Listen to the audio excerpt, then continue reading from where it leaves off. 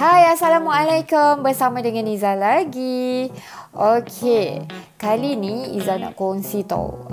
Izzah ada jumpa satu blender ni best. Okey, ataupun pengisar makanan lah.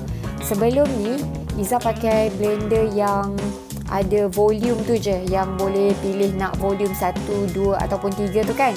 Lepas tu, yang blender tu bahagian bekas dia tu kaca. And then blender tu pecah. Okay.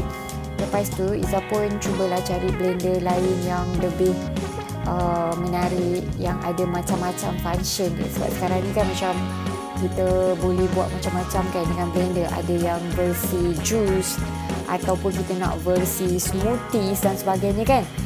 So Izzah jumpa satu blender ni. So blender ni dia macam ni. Okay. So brand Kin. Okay, so kalau kita tengok dia punya fungsi, ada pelbagai button yang kita boleh pilih. Okay, so kita boleh pilih sama ada nak smoothie, kita nak juice, ataupun kita nak pilih function untuk frozen dessert, kita nak blend ais, kacang, ataupun nak blend bahan-bahan untuk kita buat sos. Okay, dan dekat bahagian bawah ni ada button untuk kita pilih dia punya volume ataupun kelajuan lah. And then kalau macam kita tengah blend tu kan, kita nak on ataupun nak pause sekejap, so ada fungsi button dekat sini.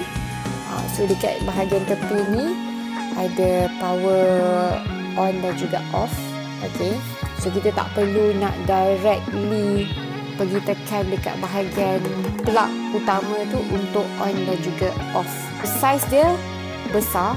Okay, so dia ada sediakan sekali dengan macam kalau kita buat smoothies kan, kita nak kacau dalam dia kan. So ada sekali fungsi ni yang kita boleh letak dekat penutup dia. So memang sangat puas hati tau guna saiz blender yang besar macam ni dengan fungsi yang banyak. So kalau kita nak juice ke, kita nak smoothie ke kan, kita boleh terus je blend pakai blender yang sama, tak perlu kita nak asingkan. Okay, so yang bestnya Izzah pernah blend chili. Izzah pilih yang smoothie punya pilihan tu. Jadi dia sangat smooth tau. Dia tak ada langsung biji-biji chili ke, ataupun cili tu macam masih ada kepingan-kepingan ke, tak ada.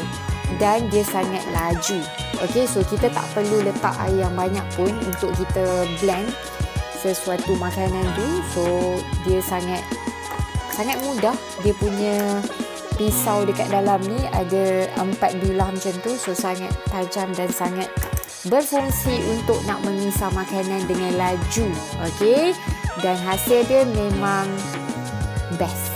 Okay, so you all dapatkan tau brand Kin ni. Okay, yang ada bermacam-macam fungsi button dia dekat sini. Trust me, you akan jatuh cinta, in love sangat dengan blender yang macam ni lepas ni. Okay,